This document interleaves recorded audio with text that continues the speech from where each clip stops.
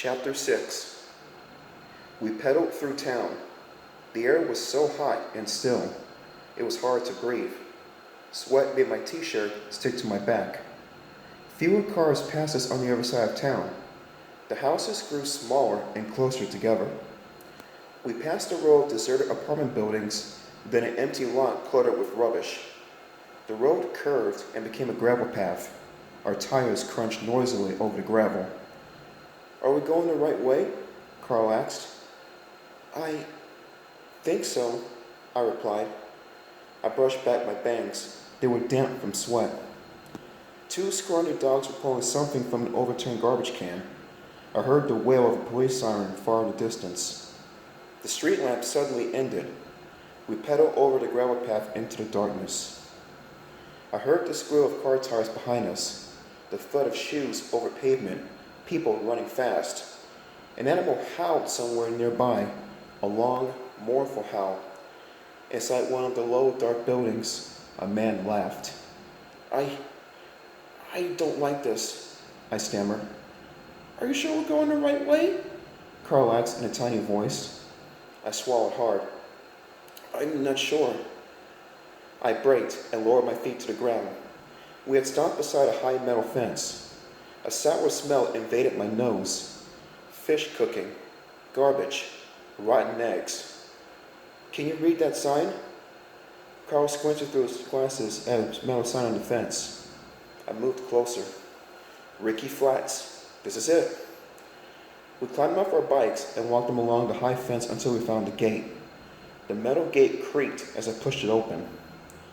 We entered the trailer park, row after row of rundown, ramshackle trailers and mobile homes.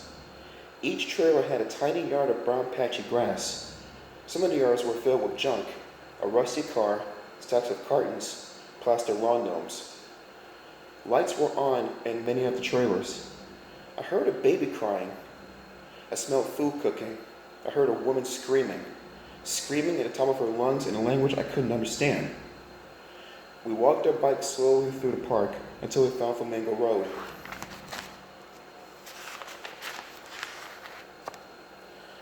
Carl nodded toward the old woman sitting on the little porch of a trailer. She grinned at us and waved. "Want to buy a rooster?" she called. "No thanks," I called back, surprised at my weak and trembling voice. "I'm scared," I realized. "We shouldn't have come here at night. Maybe we shouldn't have come here at all." A chill ran down my back. At last, we came to number 45. Red and green Christmas lights flickered over the trailer, even though it was July. In the blinking lights, I could see that the trailer was painted bright purple. Carl turned to me, blinking behind his glasses. His face went red, green in the flickering lights.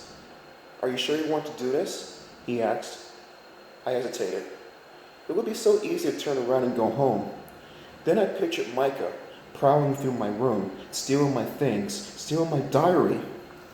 Micah back in the car of my bike. Micah ruining my life every day in every way. Micah spelled E-N-E-M-Y. "I'm sure," I told Carl. We parked our bikes and knocked on the door. We waited a few seconds. Then, from inside the trailer, came a terrifying, inhuman cry.